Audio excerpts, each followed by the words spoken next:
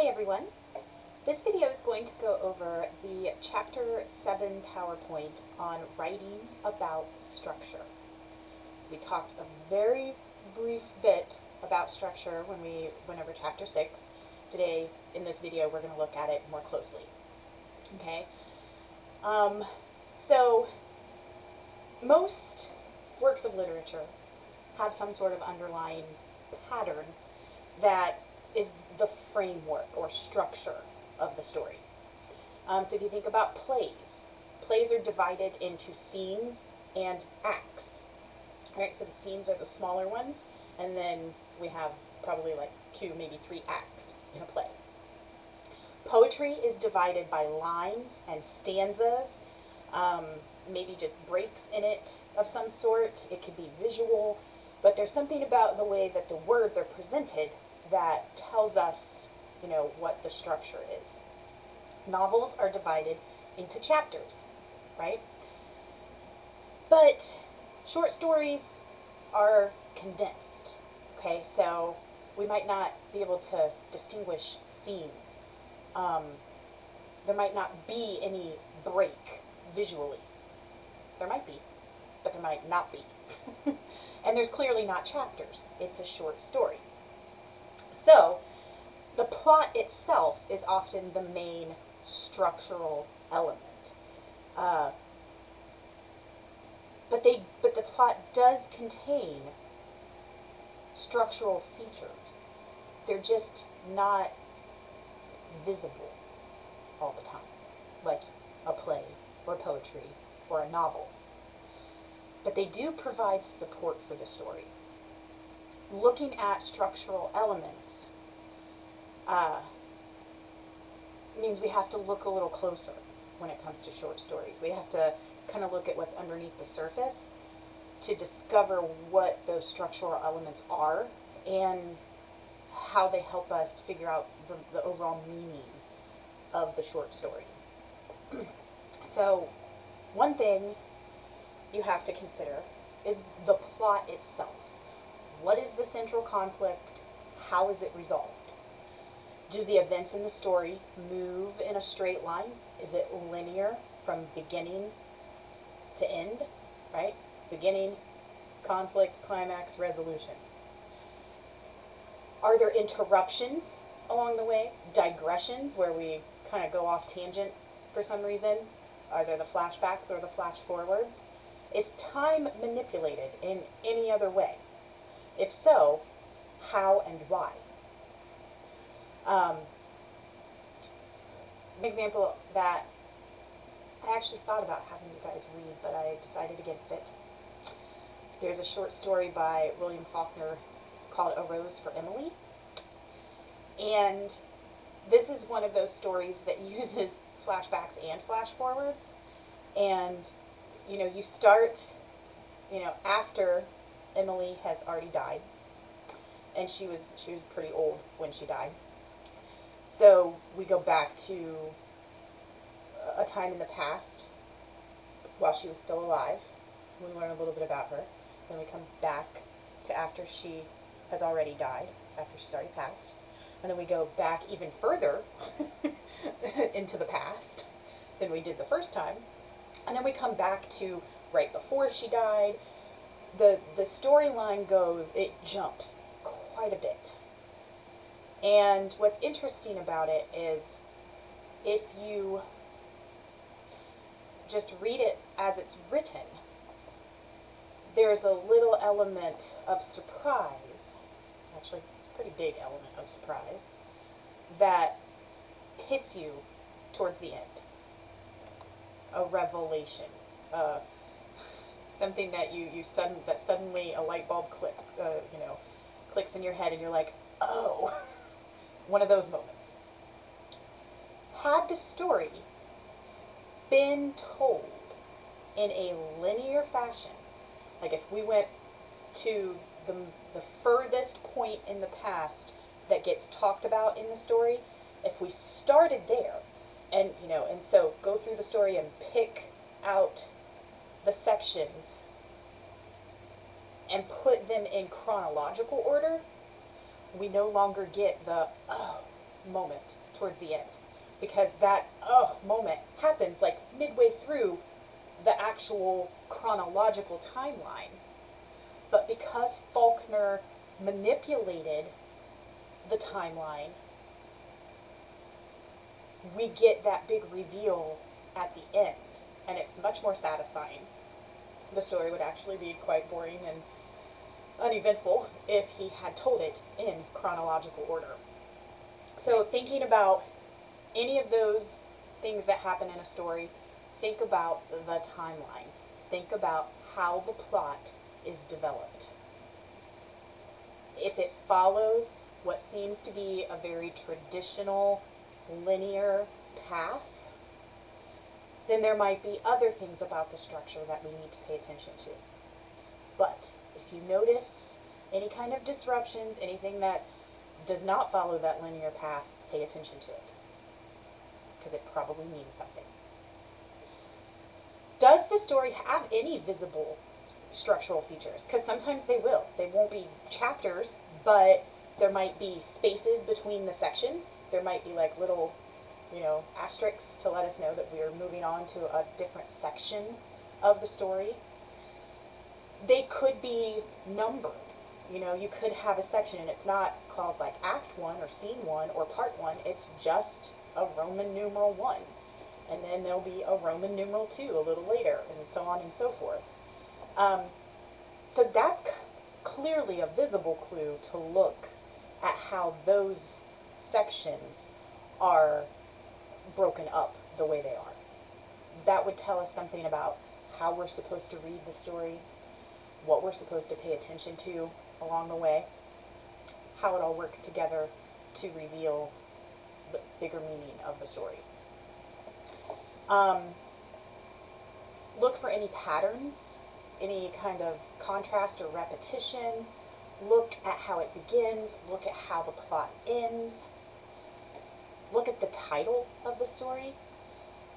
The title is not always going to reveal anything big, but it might, so you don't want to overlook it. Both of the short stories that I had you read,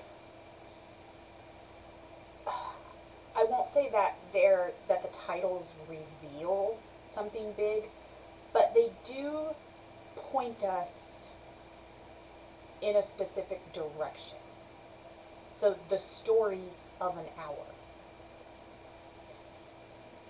This could have been named so many different things because that title tells us nothing about what's happening in that hour. It's simply drawing our attention to the fact that it happens within 60 minutes time.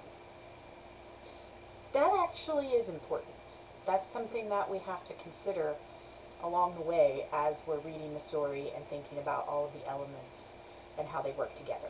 That title we can't forget about the title. Hills Like White Elephants.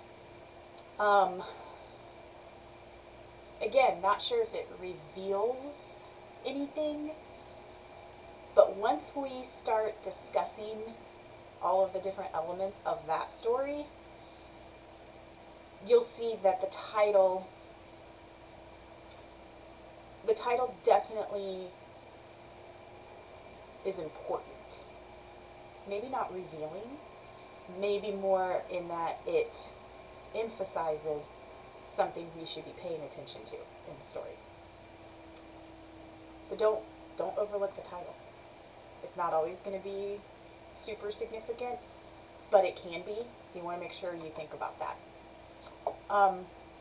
So I want to talk specifically now about the structure of both of those stories.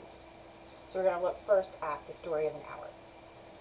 So thinking about the structure of that short story, Chopin uses very specific structural and stylistic techniques to heighten the drama of this little short story.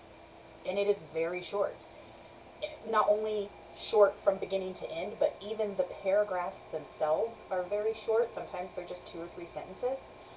The time of the story takes place within 60 minutes of her life. It's just one little 60-minute snippet of Louise Mallard's life. Okay? That is significant. It is very short and dense. The structure mirrors, because she has to pack everything into this 60 minutes of time and pack everything she wants us to get out of it into this short amount of words, basically. So the structure itself is very dense, just like the intensity of that hour for Mrs. Mallard. There's no room for background information. There's no flashbacks. There's no excessive narration. Every single sentence is important. It's almost like poetry, where every word has to matter because you have such a short amount of time to convey whatever it is you want to convey to the reader. So Chopin packs it all in. It's all very dense. Every sentence matters. And it's very, very clear that the structure mirrors what's happening in the story. All right, so that's something very important. As I said, she has to pack everything in almost like it's poetry. And even some of the writing is poetic. Even though it's prose, meaning sentences, it's not poetry, it almost feels and sounds like poetry, you know. There's a lot of repetition to highlight some important points. If you think about, you know, in such a short amount of time, words that are repeated, like the word open and the word free, the fact that those get repeated in such a short amount of time, good indication that those words are significant, that we need to pay attention to them. There are phrases and sentence structure that's repeated. I have an example on slide 7 of the PowerPoint.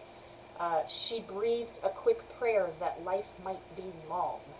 It was only yesterday that she had thought with a shudder that life might be long. So the repeated phrase at the end of each of those sentences, might be long, there's a contrast there.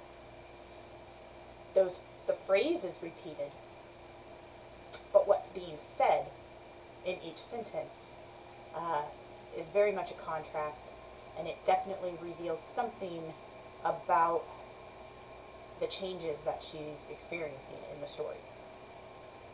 There's even alliteration and rhyme in her prose, revealed and half concealing, and composedly carrying.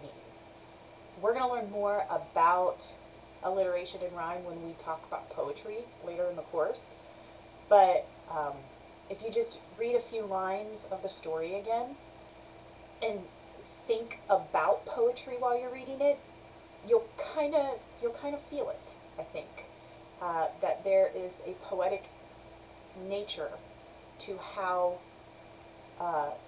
Chopin reveals things to us. But all of those structural choices make it a very super short story, but yet somehow super powerful. She found a way to take that hour of time and mirror it with the words of her story, how she wrote it. So the fact that it's so short, the fact that even the paragraphs are short, everything is just very dense and packed in, and there's there's no room for anything extra. And almost every single sentence is integral to our understanding of the story. So that is how structure starts to be significant in this short story. And it fit it perfectly. Mrs. Mallard experiences a very intense and emotional hour, and because of the way Chopin structured the story, we experience that intensity right along with Mrs. Mallard. We feel that unexpected joy towards the beginning when she goes up into the room by herself, and we are just as unexpectedly shocked by the ending. You know, because it's so quick, we're kind of swept up in the writing as we're reading it, and therefore we're kind of experiencing all of those emotions with her at the same time. There's not a lot of reflection. There's not a lot of ebb and flow.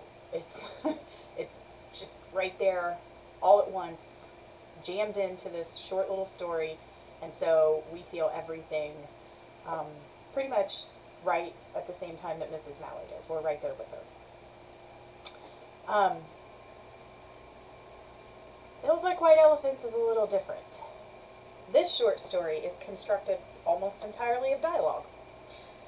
It really is almost entirely this conversation between the two main characters. Now, there are some very short descriptive paragraphs. There are 7 of them, but they are super short paragraphs, just a few sentences. And what's even more than them being so short is they have nothing to do with the dialogue. So whatever it is we're supposed to learn about this conversation that the two characters are having, these little snippets of, paragraphs that aren't dialogue, they do not help us figure out the dialogue very much at all. At least, not at first. Not on the surface. Those descriptive paragraphs reveal nothing about those two characters, or it would seem that it reveals nothing about the conflict either. There's very little action in this story. I think she gets up and goes to the other side of the train station. They drink. He takes their bags to the other side at the end. That's it. There's no action, practically. And it's not real clear if what little action there is even means anything, if it's even important. Clearly, what is important structurally is mostly the dialogue. Those short little descriptive paragraphs will come into play, but in terms of plot, they are insignificant. They help reveal part of the theme later on. They help us figure out what's going on in the dialogue a little bit, but they have nothing to do with action. They have nothing to do with the plot. So the structure is literally just the dialogue. It is very tightly controlled. We hear the dialogue, but there is no narrator that tells us what each of these characters is really thinking or feeling. We only have their words. That's all we have. And a little bit of a setting. So that's a very interesting structural choice on Hemingway's part. And it's not by accident. Hemingway often wrote in what many have termed with Iceberg Theory. If you think about an iceberg, you've got kind of the tip of it up above the water that you can see. And we don't see what's under the water, which is much bigger and more massive than just that tip. And that's why, we get the phrase, just the tip of the iceberg. Because all we see is the tip, but we know there's way more underneath the surface than what we can see. That is how Hemingway wrote. He gives us just the tip of the iceberg. He gives us just that very small portion that's visible. And we have to know, we have to understand that there's way more under the surface that we don't see. And then we have to figure out how this little tip of the iceberg helps us figure out what is underneath. That's not always easy. Alright? So the story itself, the plot, the structure, is just the tip of the iceberg. The theme, the meaning of everything, is what lies beneath. So you have to really work sometimes to get to Hemingway's meaning. And this story is probably the biggest doozy of them all. So anyway, Hemingway's choice to just use the dialogue only to construct the story forces us to listen. I mean, we're reading words, but it's a dialogue. We have to just listen, right? It's not easy to even figure out what the heck is going on by this dialogue. He leaves us kind of floundering because of that choice to really just like 95% of the story be nothing but dialogue. He really kind of puts us in a bit of a bind. But thinking about that iceberg theory might help. If what he gives us is just the tip of the iceberg, in this particular case, the story is the dialogue, so the dialogue is just the tip of the iceberg.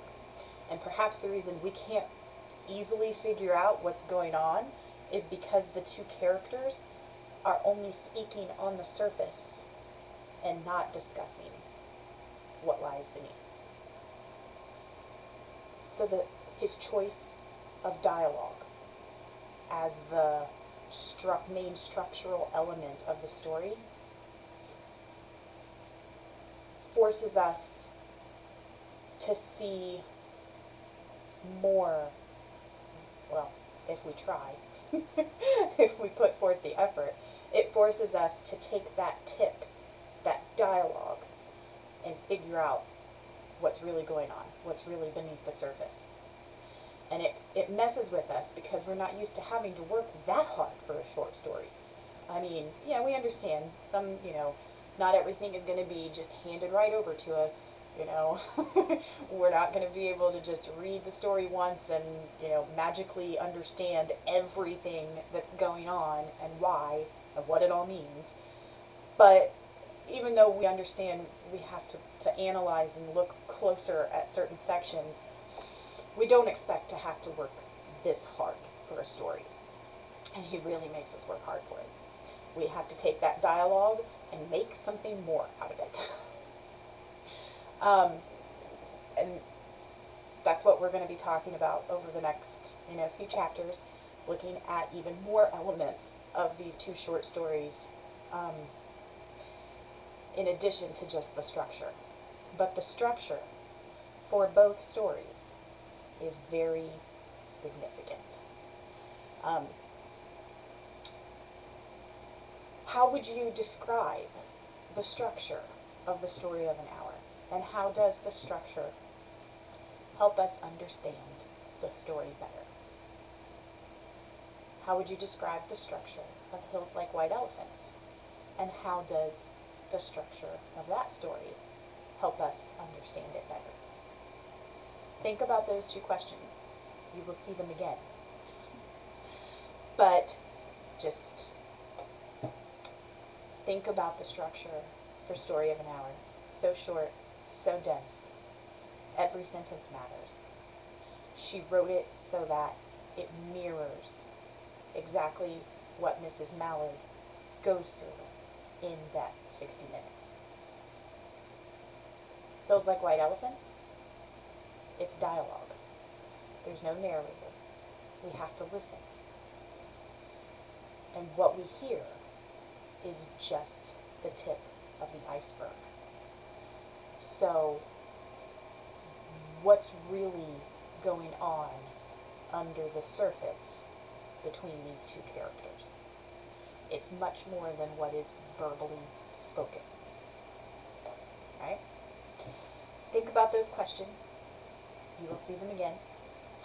If you have any questions about how the structure of either of these short stories plays an important role in our understanding of them, let me know. Otherwise, we're going to keep discussing more elements of short stories and how they apply to the Story of an Hour and Hills Like White Elephants.